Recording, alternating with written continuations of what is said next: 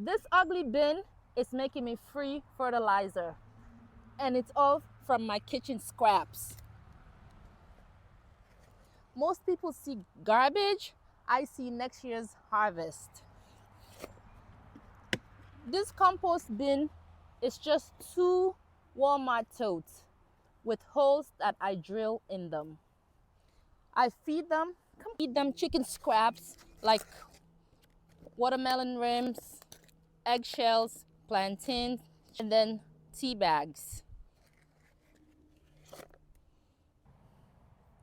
The worms and bacterial and other tiny organisms break down everything into nutritional rich compost.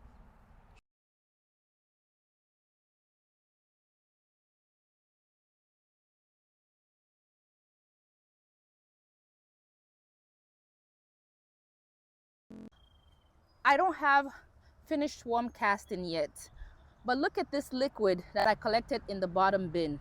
I dilute it with water and I use it to feed my plant.